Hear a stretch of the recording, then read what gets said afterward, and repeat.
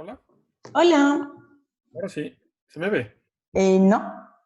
Pues esto, para que se vea, iniciar vídeo aquí abajo. Sí, Ahí, aquí. Ah, qué ben. Hola. hola, aquí estamos. Ben. Bueno, Muy bien. non sabía eu que iba a andar tanto a correr hoxe para poder conversar contigo. No, si quieres otro día, puede ser otro día, si ves que estás. Ah, no, no, no, no, no, no, no. Hoxe, por Dios. Bueno, pues, Disfrutémolo hoxe. Mira, coméntoche, sei que conversastes con David de unha proposta de traballo aquí en terra coa xente e agora vamos a facer outra cousa distinta, non? A mellor ti, no que é a dinámica post-Covid, xa estás habituado a este tipo de formato, non? De interacción, ou non? Ou ainda eres de formato analóxico? no, a mí me gusta moito máis o cara a cara, pero bueno, acomódome igual.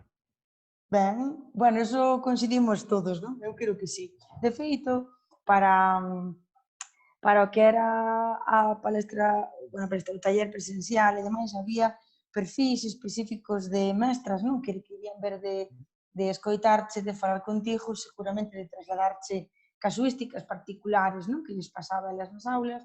Entón, vamos ver se isto lles pode axudar de alguma maneira, vale? Muy bien, genial. Sí, sí, bueno, había varias mestras aí pendentes de ti, non? De feito, bueno, eu a ti xa che coñecía, ou a publicación xa a coñecía, non? Antes de ver de enmarcalo dentro do traballo coas familias, dentro do programa Apego, porque sabemos que tamén é unha maneira moi peculiar, non? De chegar ás familias, pero víamos básico, neste caso este mes xa pasado, 25 de novembro, trasladar un protagonismo aos homes. De feito, creo que comparteu contigo, non? O técnico de lingua, esta estrategia de traer un home, non? A ver se así viñan.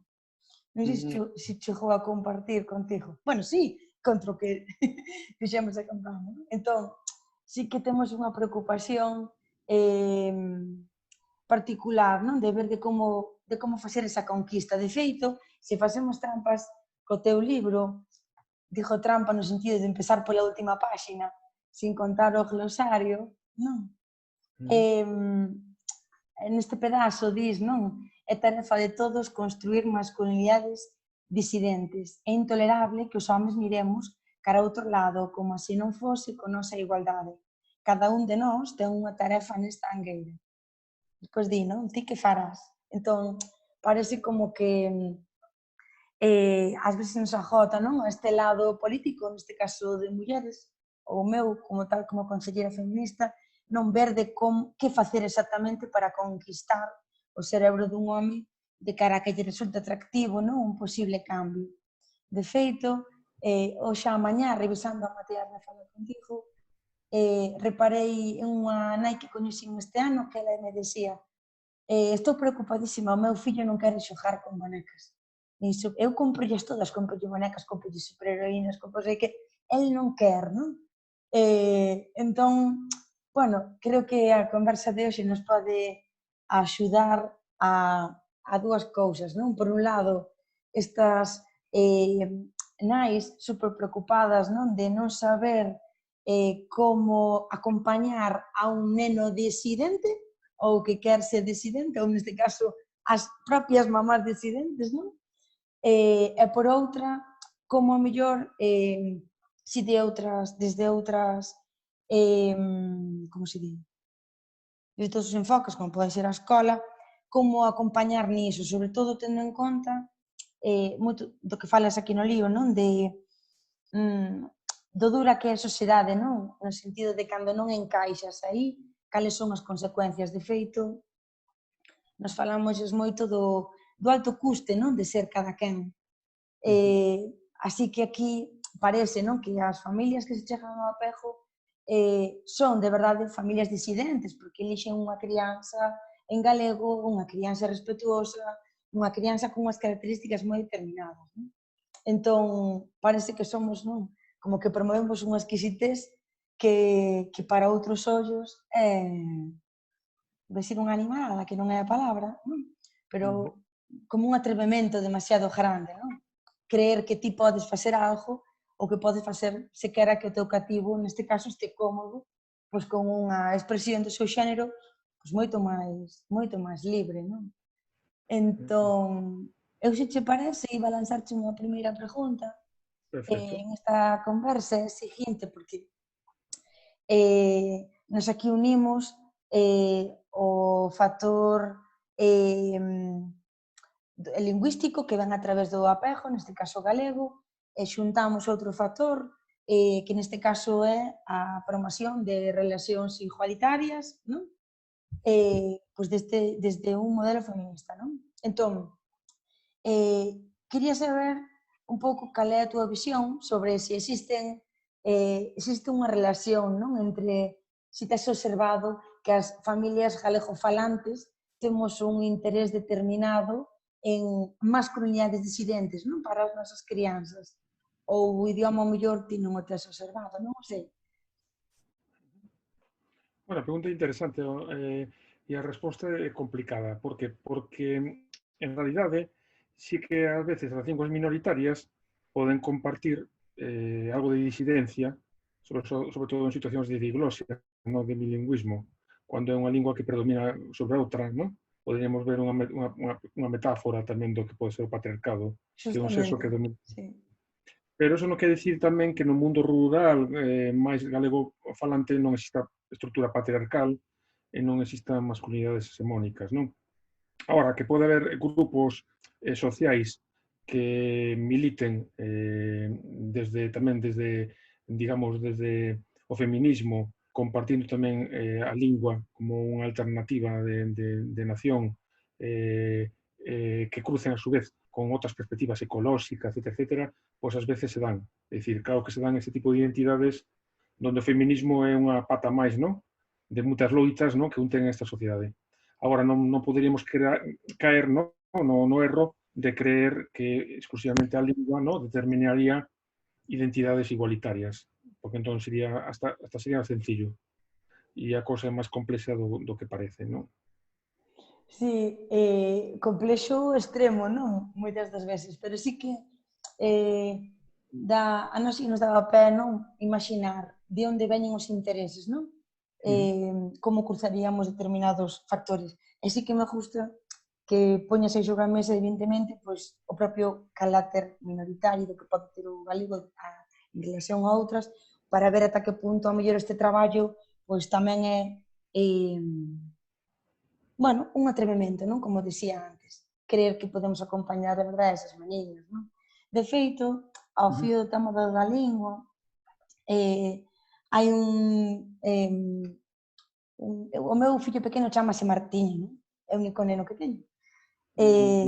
Entón, como moito do texto comeza aí con Martiño, pois xa o trouxen comigo, e hai un cachiño onde di, non? Martiño di, os papás non poden levar os bebés na barriga. Non, perdón. Os papás non poden levar os bebés na barriga. Non, só as mamás. Pois eu vou ser mamá. Quero levar os meus bebés na barriga e darles a tetilla como ti fas con nós, non? Como fas ti con nós.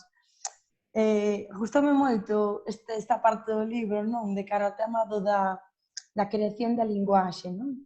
Tema linguaxe e pensamento, porque sí que eu que destripei aí o que pude o libro como material de traballo, fíxome pensar moito na cantidade de estruturas que as familias moitas veces pois, pasamos por alto, non? Como o meu Martiño, por exemplo, pois dime, non? Eu son un neno e reivindico moito, non? Son un neno, fago pis de pé, se quero, non?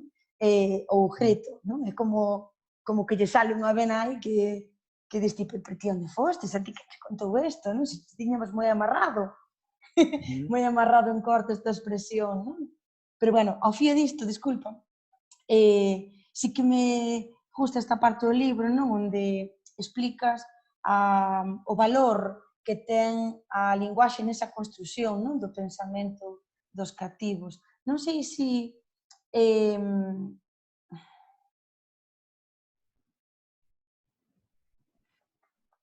se é unha ferramenta de verdade potente para quen acompaña estas crianzas? É dicir, non sei, crees que se lle dá o valor ao mellor que ten? Ou como ves ti? A linguaxe en xeral, non? A lingua... Sí, neste caso, ahora mesmo, bueno, aquí dentro deste cachiño, eu o que entendo é que falas, non, de como a linguaxe crea esas realidades, de, bueno, aquí neste caso, pois, eu apunto, non, ao propio uso da lingua en canto a machista e en canto a discriminador, non? Entón, sí que me fixo pensar na nube de palabras, non, que acompañan aos nenos cando son pequenos, que eles poden, pois, construílos como decir insultos, non? Como palabras feas, no canto de habilidades como a outros, talentos como a outros, características como a outros, non? Que como esa campaña, non, de correr como unha nena, quen di outras, non? Entón, sí que me gustaba escoitar un pouco esta túa visión sobre o poder que ten a lingua. De feito, comentas, non? Pois, pensamento e linguaxe, non? Que é o que vai primeiro? Como decimos aquí, non? Pois que vai antes ou a boa galiña. Eu creo que sí que é importante trasladarlles ás familias este apunte no sentido de darlles unha estrutura, non? Que lles dé a terra de alguma maneira. Exactamente, porque ao fin e ao cabo todo un tema de definicións, non? Finalmente, é dicir, un tende a definir cosas por o que é normativo, o que é a orden. Entón, cando un fala de masculinidade, un olvida que a masculinidade tamén é plural. Entón, o que fai a linguaxe é que detrás dun termo global o que fai é asocia, en este caso, a todos os varóns a un concepto que a nivel social e cultural é o concepto máis valorado daqueles varóns cisxénero, heterosexuais, blancos, etc. ¿no? Que además ten unha serie de ventaxas e privilexios respecto a outras persoas. Entón, o que fai a linguaxe é crear unha normativa, pero deixa fora todas aquelas identidades subordinadas que tamén tendría que estar englobadas no termo. E entón é moi importante, primeiro, un uso da linguaxe con propiedade, e, en segundo lugar, ás veces, o que hai que facer é de construir o propio termo da linguaxe, é dicir, entenderlo como tamén como unha construcción social de un contexto e de un tempo determinado, e que por lo tanto, a mente o que fai moitas veces é simplificarnos, ¿no? O crear o estereotipo do uso desa palabra. A mí o que me preocupa tamén é, nese sentido, o uso dos xenéricos, porque ás veces os xenéricos non teñen en conta as outras realidades. Cando digo todos os nenos ao patio, excluyo as nenas. E entón ese elemento digamos, de exclusión, pois é como un menosprecio ou menoscabo ás nenas. Eso é o que son, logo, as persoas subordinadas, ¿no? A linguaxe. Finalmente, a vara de medir é a vara masculina. E un termina creando a súa identidade con esa cuestión. Toda a linguaxe é moi importante e por eso tamén poño o acento tamén na importancia do conto. O conto, inicialmente, a través do debuxo, a través da súa pequena narrativa, xa te va construindo o mundo no que vives. E este mundo é un mundo, como ti dicías, de nubes de palabras. Pero esas nubes de palabras teñen mandatos sociais. Detrás de todas esas palabras hai o que sabemos no xénero, sabemos que hai toda unha categorización que ten moito que ver logo coa túa subxetividade como persoa, para sentirte home ou muller dunha forma determinada. De feito, era que comentas o do conto, non? Bueno, ti fas unha proposta de traballo, non? En relación a tres homens, non? Eu como no sentido das familias que son beneficiarias do apego, están pues, enmarcadas en 0 ou 6 anos, entón puxen aí foco nas primeiras propostas que ti faz, e aí no xogar a ser, no facer como a ser, bueno, as propostas que faz, non? Así que reparábamos en se podías compartir algún material específico que ti poidas coñecer en galego, porque eu sei que no libro comentas moitos libros, non? Aí tamén gracias, pois eso, a alianza coa Lía del Lito, outra librería, mas creo que moitas das veces as familias sei que a mellor esquecemos, nunca as ferramentas somos nós, a mí encanta ler no libro apaga, algo así tipo, pues, apaga a tele, non? E quédate máis co rapaz, porque podes abraiar do que lle entra polo ollo, non? O, bueno, a consecuencia, non? Que vai ter sobre a súa construción. Entón, no fío desto, non? De que as familias piden ferramenta como tal, de material como tal, neste caso en galego, aquí nas familias 06, a ti que che suscita dicirles? Aparte dos contos, ¿no? Que sería para mí un elemento fundamental, a verdade é que de 0 a 6 estamos nesta etapa do xogo simbólico. Entón, realmente a mí gustame moito que se utilicen materiais de refugallo, de reciclase da propia natureza, é dicir, aí se ve moi ben moitas veces nas galascolas como aproveitan cada estación do ano, otoño con follas, que pode ser unhas follas de carballo, etc. É dicir, aproveitar un pouco o próximo para a construción dos seus simbolismos dos xogos. Moitas veces non hai ni tan siquiera que preocuparse moito de estas idades de comprar moita cousa. Ás veces simplemente creando un pequeno horto, é dicir, porque en este caso, de que se trata? En este caso, desde perspectiva de xénero, do que se trata é de dar as mesmas oportunidades e, sobre todo, acercar os nenos ao campo dos cuidados. Do que aquí traballamos é como podemos traballar as masculinidades no campo da afectividade e do cuidado a través do xogo simbólico desde pequenas idades. Entón, vamos a aproximarlos pois eso, a cuidar de un bebé, vamos a aproximarlos a facer unha comidiña, a ter unha sesión de peluquería. Isto realmente a veces non é ni cuestión de invertir en material. Cuestión un poquinho de aproveitar o que un te por a casa, simplemente, algo tan sencillo como que un te para a casa, e fomentar este xogo libre do neno, pero xogo libre a cosas que non son tradicionais. Non é a pelota, non é a pistola, non é o dinosaurio, non é o xogo violento.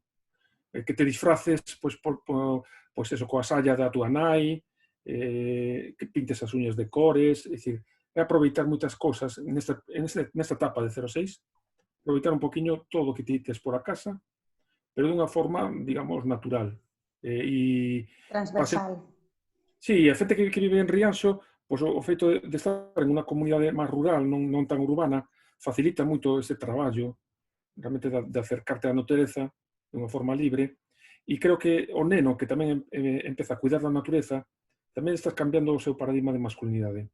Porque no mandato que temos masculino está a autosuficiencia, está a forza, está o ser procreador, pero tamén está o tema da restricción emocional. É dicir, non expresamos emocións. Entón, acostumar a un neno a ir por exemplo, a un bosque con carballos e emocionarse coa natureza, ou emocionarse de acariciar un can, ou emocionarse cuidando da súa avoa. É dicir, estas son cousas que a verdade non costa diñeiro, son moi fácil traballarlas, se poden traballar desde moi pequeñitos, e estou convencido que faríamos seres humanos moito máis interesantes para finalmente ter unha sociedade máis igualitaria. Bueno, claro, hora que estabas falando do día a día e demais, de como aproveitar o noso que facer diario, non? De coidado tamén, porque ao fin, desde que erguemos pola mañá o que facemos, coidármonos ou cargármonos a según, se compartes ou non ese coidado, non? Ahora pensaba no libro de Carabuñas, non? Que é un libro que así, eu cando o coñecín, pois, chamou moita atención, as miñas crianças gustoulles moito, e quedouse a palabra Carabuñas dentro do... Ui, perdón. A palabra Carabuñas quedouse na casa como un momento de coidado, entón, nós cando facemos os baños, chamámoslle a operación Carabuñas, sabes? No sentido do cuidado das uñas, de botarnos crema, de mirarnos ao espello, non? Pareceme, claro, moi atractivo e moi sí, é a maneira de aproveitar, non? O que nós temos. Pero ás veces parece como que non nos damos conta do modelo de verdade que somos nós, non? É dicir, que ao mellor se nós lemos como familias a quen coidamos, a quen non coidamos, como de verdade temos estruturada a familia, non? Antes de preocuparte que lle vas a ensinar ou non a ese meniño con que materiais, é a túa dinámica familiar, non? Quen se queda ca boa, quen, bueno, quen se fai cargo, a verdade, das cousas no día a día, non? De feito, faz moito fincapé pois, nos propios modelos que somos nós, non? Que nos criamos, non? Entón, aquí o foco está moito nos menores, non? Mais ora sí que me viña un pouco como o cerebro desa figura masculina que cría, non? Ao mellor non é un pai, ao mellor é un tío, un avó, é un primo, non? E sí que me fai pensar en como digo eu, como ao mellor estes meniños meten en moitos bretes esas figuras masculinas, non? É dicir, como ao mellor estes meniños agora se permiten cousas como pintar as uñas ou como vestir dunha maneira pois, libre ou que sexa, e como ao mellor chegan a incomodar, non? A eses pais, chegan a incomodar aos avós, e aínda así, non? Se aguanta a tempestade e se di, pois o rapaz vai, non? Entón, sí que me preocupa un pouco esta visión pois, das figuras adultas, non? Deste cuestionamento do para que vou a criar así, porque non vas a criar, é dicir, ten que haber de verdade un pensamento eso, pois, feminista, igualitario, de verdade, de esforzo social, super, como se di? Xa traballado en ti, non? Xa tens que ter o clic feito, isto non é chego por aquí, dime como convertir aquí o meu meniño nun home de verdade. Non, isto é unha cuestión de pensamento, de verdade, de plantexamento vital, non? Entón, sí que me preocupaba un pouquinho estas fobias, non? Que sí que vemos en moitas familias que son, pois eso, de masculinidades hexemónicas, non? Como dis ti, non tanto disidentes. Pensaba niso, non... E penso en como eses homes poden sobrevivir, sabes? Porque nós agora somos, bueno, son un home e unha muller, así estereotípicamente, non? Entón, sí, penso en que moitas das veces as familias nos trasladan que o custe que lle supón criar a un home libre, non? De se expresar, de sentir, lle pesa moito, non? Porque ao mellor coinciden con el, ao mellor, vamos, nin sequera valoraban que iban a facer ese tipo de crianza, de repente topanse no brete de como xestionar de verdade todo o traballo que me trae o meu meniño para facer, non? De feito, eu atópame, non? Con moitas familias, neste caso mulleres, mamás, que posicionan moito o traballo, non? Educacional en este binomio, non? De as rapazas, cando temos rapazas, sabemos que é moi probable que sexan violentadas, non? Entón, cargámoslle de alguna maneira esa vida, non? Esa futura da vida, o que escoitamos deles, non? É que lles cargamos en riba o contrario, non? A estrutura violadora. Entón, justamente ao mellor trasladar tamén, non? Esa realidade, porque estas familias, estas mamás, estas mulleres que sí que critican moitísimo, non? Todo o que están facendo, móvense moito co medo de, non? Que cantas cousas pode eu facer para que non chegue a ferirse a él, a ferir a outra persoa. Xa non falo desde o punto de vista delictivo, falo desde o punto de vista emocional, sabes? Evitando o rol, a palabra como tal de violador, pero sí ata que punto deixamos que os rapaces se lastimen, non? Ou eviten o dolor que teñen dentro. É unha responsabilidade, bueno, de toda a comunidade, non? Non sei como vestir. Isto que te Sí, traslado. de feito, sí que cando un fala dos homes como plural, ese modelo nocivo A masculinidade, claro, que nos afecta e ten un coste tamén para os nenos que se ven encorsetados en esa camisa de forza que se evita expresarse ou emocionarse ou por medo a ser, pois, por medo al menosprecio, a la burla, etcétera, etcétera. Entón, cando eu penso en Martiño, non? Ou penso en nenos pequenos, realmente a mí dame moita pena porque tamén son víctimas do sistema. Sí, sí. Non poden chorar, non poden emocionarse, non poden pintarse as uñas, etcétera. É dicir, é unha castración terrible emocionalmente por culpa dun desempeño de unha masculinidade que realmente móvese moito máis en conductas temerarias e perigosas, non? Entón, ese é o gran esforzo e ese é o gran reto que temos os adultos homes a hora de vincular modelos. Necesitamos realmente, bueno, traballar con, digamos, con modelos que permitan que estas masculinidades non teñan como exemplo pues, el malote, non teñan como exemplo pues, el home violento, que bebe alcohol, que ten unha conducción temeraria, que pelea, que, Sí, que que resolve pola forza. Sí. e agresivo con a natureza, etc. No? Ese modelo está aí. E entón a nosa responsabilidade, que non é pouca, e por iso tampouco entendo cando dicen eso de que las feministas odian aos varóns, ¿no? Porque non é certo, é dicir, simplemente é que nós tamén, ás veces, de unha forma inconsciente, somos vítimas deste modelo e o reforzamos nas nosas accións.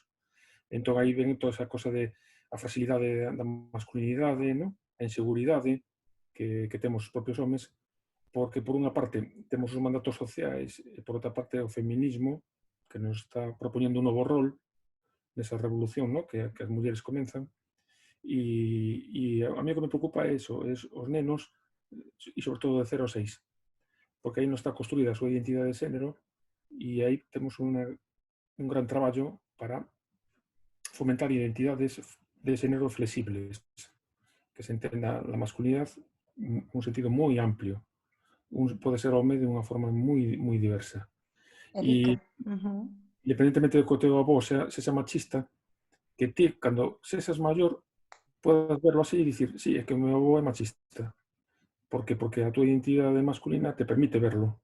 O problema é cando non eres capaz de facer esta reflexión porque o único que ves é machistas ao teu alrededor. Entón, cualquier traballo que se faga para abrir o escenario de mostrar identidades máis flexibles, sin dúbida va a ter un efecto moi positivo no desempeño do papel do que significa ser un varón nesta sociedade. Ben, de feito, outro día, ahora que comentas, non? Bueno, evidentemente, os modelos e tal, pensábamos, non? E falábamos, bueno, que modelos teñen os homes, non? Que modelos teñen os nenos?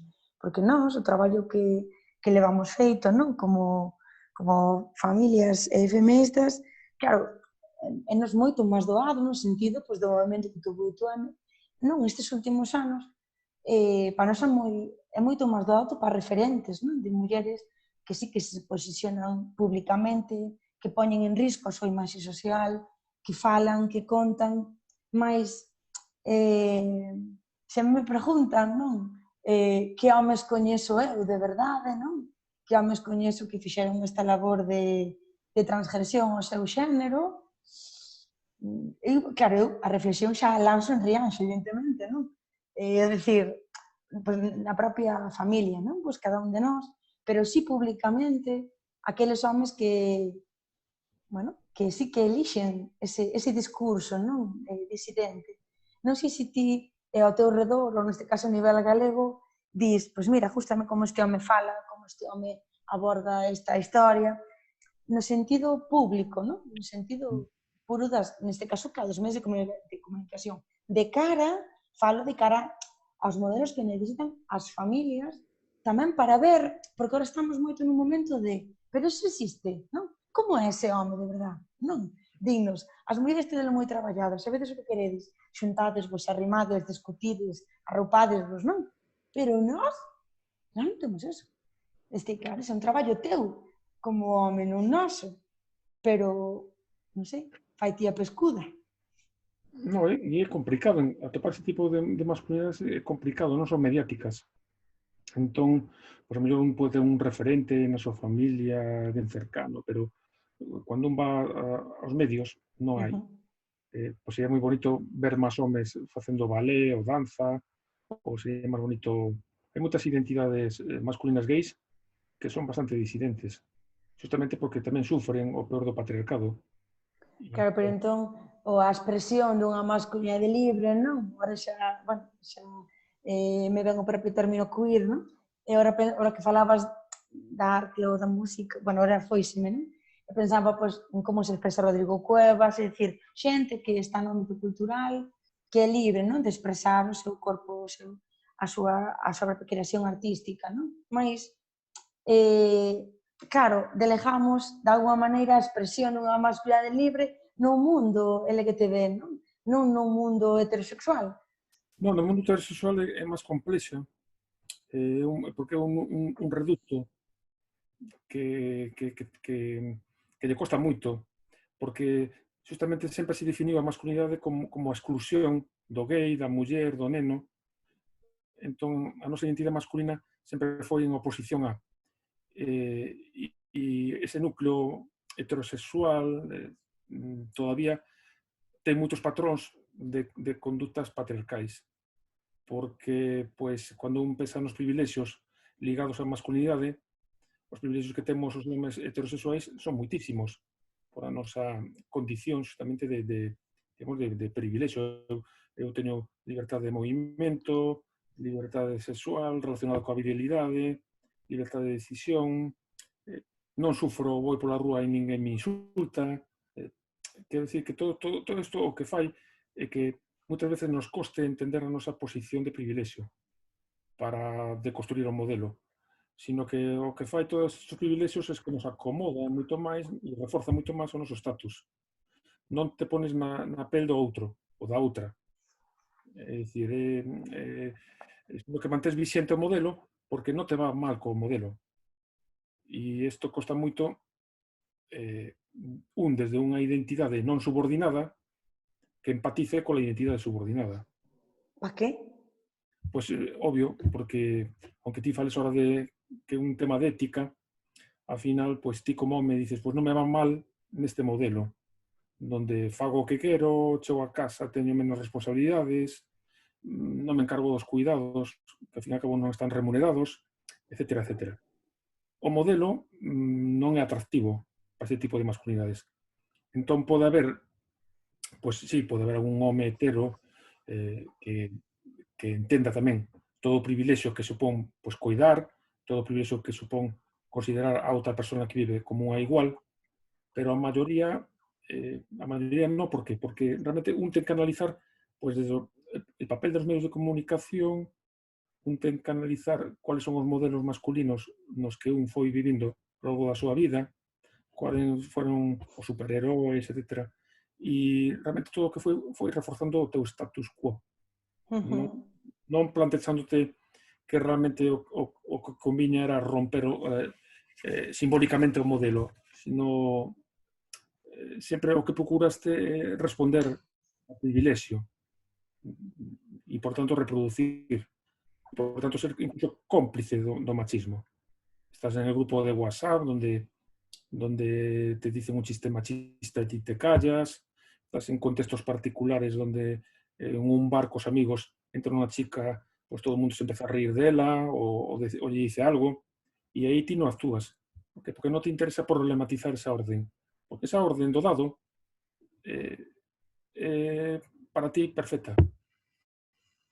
Non te incomoda.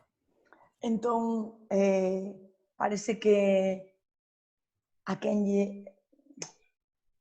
Iba a dicirche, parece que a encomenda a mandamos a outra metade da población, non? Aos homes. A encomenda de trabállate, non? De feito, li aí atrás un artigo, non? Onde se decía que a día de hoxe non existen homes, non? Para as mulleres de agora. É dicir, que o ritmo de evolución persoal é demasiado lento. pola jun das partes, non? Entón, isto que dis ti, non? De o modelo non é atractivo. Entón, pregunto, teremos que facer atractivo. Dicir, eu entendo que, por exemplo, o que me fai pensar o meu meniño é a maneira, cantas maneiras de cantas maneiras o machismo está machista ou violenta. Non? É dicir, eu entendo que vai diso, non? Además de darse conta dos privilexios, nos máis pequeniños, é darte conta daquilo que estás privando, daquilo que lle estás negando. Así como, por exemplo, no caso dunha nena, cando dis que a obrigas a tragar unha comida que non quer, iso ao mellor dixo aos 2 anos ou aos 3 anos, e aos 15 vai significar outra, e aos 30 outra. No caso dun meniño, tamén ten moitas consecuencias que ti lle negues expresar o que sente, porque entón despois non dubides de que bote as mans, porque non sabe facelo de outra maneira. Ao fin, incapacitas, non? Emocionalmente a ese cativo. Así Claro, que... pero Non, por finalmente, favor. no, pero finalmente o chico o que detecta que é unha sorte ser chico. Pois, claro, eu Ella, non o vexo así, claro. claro, Claro, él ve esa sorte no sentido de que se va a facer algo en casa, pois xa ten a boa ou a nai e que se lle zafa. díxelo, para, que xa o fago eu. Entón, ao final, dices, pois é que non está tan mal. E independentemente de que as mulleres estén aquí, os homens estén aquí, por lo tanto, sería ese xocado do amor. Finalmente, as mulleres están mellor solas, non? Que mal acompañadas. Pois, a curto plazo, isto de momento é unha foto fixa do que está pasando agora. Eu creo que o que demostra o feminismo é que as conquistas nunca teñen volta atrás. É dicir, non vai existir unha situación agora mesmo de que as mulleres van a deixar de votar ou van a deixar de traballar fora de casa. Entón, isto, o único percorrido que ten sempre é hacia adiante. Ora, nesta foto fixa, o que nos atopamos é unhas masculinidades frágiles desubicadas que non acaban de entender o contexto e que van a terminar tendo que entender, porque non hai outra. Pero agora, sociohistóricamente é un momento moi bonito porque se están convivindo moitos tipos de masculinidades e moitas que tamén empezamos a entrar en conflito co modelo, En porque extinción. nos lo estamos replanteando, que entendemos que la deconstrucción del modelo nos conviene a todo o mundo y que vemos y que leemos feminismo y practicamos feminismo porque vemos la necesidad de reconvertir ao varón de toda a vida en un home feminista. Que bom, non sei se isto lle pode servir de axuda ás familias. Eu creo que, polo menos, de reflexión, sí. Eu creo que lles vai a valer moito de reflexión. Bueno, eu creo que para min é suficiente. Bueno, Quédome aí en conversas para dentro, non? En conversas co resto, pois co compañero, por exemplo, de deportes, non? Nas propostas que faz de expresión do corpo, non? Cando o COVID pase, non? Teñome aquí a nova cartografía, non? As propostas de relación co corpo, o danza contemporánea, xinasa rítmica, eu digo todo isto así seguido e xa estou vendo as fobias todas, non? As fobias todas de como vai ir o meu meniño ali, non? Pero sí que penso no papel que teñen as AMPAs a hora de promover estas actividades, sabes? De como hai ferramentas moi concretas que só é ser valentes, non? A hora de ser francas que a necesidade, non? Que existe de permitirlle sentir que ao fin é unha barbaridade. É dicir, mi madriña, se faz unha lectura de verdade, disculpa xa o meu pau, non? Para a saúde mental deses meniños e home, eu nunca fui un home, entón non sei como vai, pero dáme moitísimo, non? Imaginar o que significa. Así que eu quedome con moitas encomendas tamén a nivel político, vale? Para ver que é o que se anima o compañero de deportes dentro da súa área, que se lle move a educación, para ver de si quere tocar de verdade esas pezas, non? Porque sei que os contos, a biblioteca, a cultura, aí facémolo, non? Aí parece como que non, eso flúe. Agora ben replantearte pois eso, diñeiro público que invertimos en apoio aos clubes de fútbol, aos equipos, tal. E ahora dices, mira, podemos solo mover un grupo de danza. Non vai a ser tanto o diñeiro, se hai ou non, senón a que se vai a montar, non? De cara a, bueno, a aguantar aí a posibilidade, non? De que estes niños vayan e se expresen. Pois pola miña parte, nada máis. Eu sí que agardo vernos en persoa, en terra, como se di aquí. Aquí manexamos moito o término de en terra e no mar, pero en terra, por Dios, que veñes a Rianxo. E sí que poidas compartir coas familias pois estas inquedanzas, non? Lle des esas zascas de déxate de materiais, vai ao monte, cociña con el, coida con ela. Sí, Non é un pouco co que me quedei, non? De vacía a sí, casa e vive. creo que o principal fora do capitalismo é dicir o tempo noso. E o tempo noso, además eu cada vez sou máis na onda minimalista, creo que non sobran cousas. Simplemente aproveitar un pouco o que temos e finalmente problematizar as nosas prácticas. E para problematizar as nosas prácticas é moi fácil. Non necesitamos tanta cousa. Justame encomenda. Eu tamén agora, no meu eu político, sí que me quedo con eu que vou facer. Voulle dar encomendas a todas as concellerías.